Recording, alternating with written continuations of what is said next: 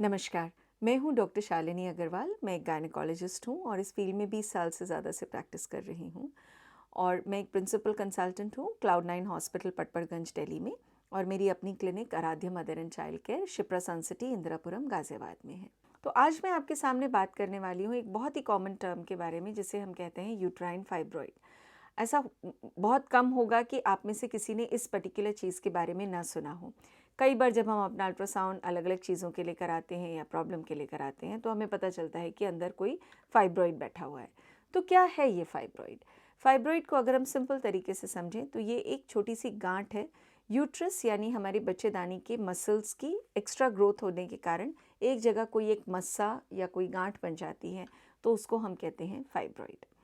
अब फाइब्रॉइड अलग अलग साइज़ के हो सकते हैं, बहुत छोटे 1 सेंटीमीटर से कम से लेकर बहुत बड़े बड़े साइज़ तक के फाइब्रॉइड्स हो सकते हैं। तो कौन सा फाइब्रॉइड परेशानी करने वाला है और कौन सा फाइब्रॉइड परेशानी करने वाला नहीं है, ये डिपेंड करता है कितना बड़ा फाइब्रॉइड है, कितने हैं, एग्जैक्टली क्या पोजीशन है उनकी, और वो हमें क्या दिक्कत क्रिएट कर रहे हैं। क्या हर एक फाइब्रॉइड परेशान करने वाला होता है? नहीं। कई बार हम अल्ट्रासाउंड्स कराएंगे तो हमें छोटे छोटे फाइब्रॉइड 1 या 2 सेंटीमीटर के बाहर की तरफ पड़े हुए उसमें नज़र आ जाते हैं, हमें पता भी नहीं है, हमें कोई दिक्कत नहीं है, ना पीरियड्स में, माहवारी में कोई पेन नहीं, कोई और प्रॉब्लम नहीं है। सिर्फ हमने अल्ट्रासाउंड किया तो हमें फाइब्रॉइड पकड़ में आ गया। ऐसे फाइब्रॉइड के बारे में ज़्यादा परेशान होने की ज़रूरत नहीं है। ये अनलाइकली है कि इस तरह के फाइब्रॉइड्स हमें तंग करेंगे। हाँ, एहतियात के तौर पे आप 2 से 3 महीने या 6 महीने बाद एक बार रिपीट अल्ट्रासाउंड एक बार करा के देख सकते हैं कि कहीं ये बहुत ज़्यादा बढ़ तो नहीं रहे, या आगे जाकर आफ्टर अ फ्यू इयर्स आपको यदि कोई दिक्कत आती है पीरियड्स में, जैसे कि माहवारी बहुत भारी हो जाए, ज़्यादा दिन तक चले, दर्द हो उसमें बहुत ज़्यादा, या क्लॉट्स टुकड़े जैसे आएँ, या नीचे के शरीर में आपको पेन रहे, कुछ ऐसी दिक्कतें हों, तो नेचुरली आप अपने गायनेकोलॉजिस्ट से कंसल्ट करें। और फिर हम ये देखते हैं कि भाई आपका कहीं फाइब्रॉइड बढ़ तो नहीं गया। हर एक फाइब्रॉइड नहीं बढ़ता, बहुत कुछ होते हैं जो तंग करने वाले होते हैं। तो सबसे पहले समझना ये है कि हर बार फाइब्रॉइड नाम का टर्म सुनने के बाद हमें परेशान नहीं होना। हर फाइब्रॉइड परेशान करने वाला नहीं होता। कौन से वाले होते हैं जो दिक्कत करते हैं?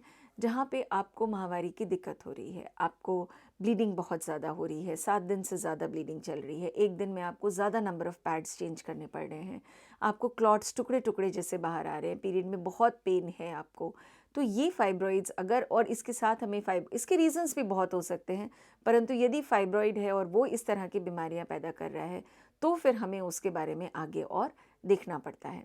फाइब्रॉइड की लोकेशन क्या है?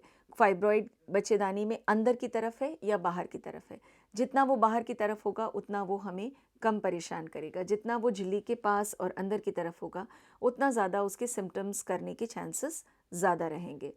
तो ये चीज़ों को समझते हुए हम फाइब्रॉइड का ट्रीटमेंट करते हैं। तो फाइब्रॉइड के ट्रीटमेंट में या तो कई बार कोई ट्रीटमेंट करने की ज़रूरत ही नहीं है, आपको कोई दिक्कत नहीं, छोटा सा फाइब्रॉइड बैठा है, कुछ नहीं करना, केवल वो थोड़ी बहुत ब्लीडिंग कर रहा है एक्स्ट्रा। ऐसे केसेस में अक्सर हम मेडिसिन के द्वारा काम किया जा सकता है, जिसमें आपकी ब्लीडिंग को कंट्रोल किया जा सकता है, आपके पेन को कंट्रोल किया जा सकता है। फाइब्रॉइड को घुलाने के लिए कुछ नई मेडिकेशंस आई हैं, बट वो बहुत ज़्यादा और हर केस में यूज़ करी नहीं जा सकती हैं। वो किसी किसी केस में, और कभी कभी जैसे फाइब्रॉइड्स के कारण हम कंसीव नहीं कर पा रहे, वो ऐसी पोजीशन में बैठा है कि वो ट्यूब का रास्ता रुक रहा है, या बच्चेदानी के बहुत अंदर है, रिपीटेड अबॉर्शन हो रहा है उससे, तब हमें उस फाइब्रॉइड को ट्रीट करने की ज़रूरत पड़ती है। और यदि फाइब्रॉइड बहुत बड़ा हो गया है और किसी प्रकार की दवाई से ब्लीडिंग वगैरह कंट्रोल में नहीं आ रही है, तो फिर हमें या तो यूट्रस को निकालना पड़ता है या फाइब्रॉइड को निकालना पड़ता है। दोनों में से कौन सी सर्जरी की जाएगी ये डिपेंड करता है आपकी उम्र के ऊपर, आपको आगे प्रेगनेंसी चाहिए नहीं चाहिए, फैमिली आप कंप्लीट कर चुके हैं या नहीं कर चुके हैं, कितना बड़ा फाइब्रॉइड है, किस प्रकार का है, इन सारी चीज़ों पे डिपेंड करके ये सर्जरी की जाती है, या तो मायोमेक्टमी या हिस्टेरेक्टमी, या तो या तो फाइब्रॉइड का रिमूवल या यूट्रस का removal, but that is usually a last resort only. एक चीज़ और साथ में याद रखना चाहिए कि फाइब्रॉइड अगर बैठा है और ब्लीडिंग हैवी होती चली जा रही है तो उसको निगलेक्ट नहीं करना है। वो अपने आप में कुछ और प्रॉब्लम्स भी कई बार के साथ एसोसिएटेड रहता है। तो अगर आपको पीरियड हैवी है किसी भी कारण से तो उसका ट्रीटमेंट कराना बहुत ज़रूरी है। So every fibroid is not a problem, लेकिन हर फाइब्रॉइड की प्रॉब्लम को छोड़ा भी नहीं जा सकता है।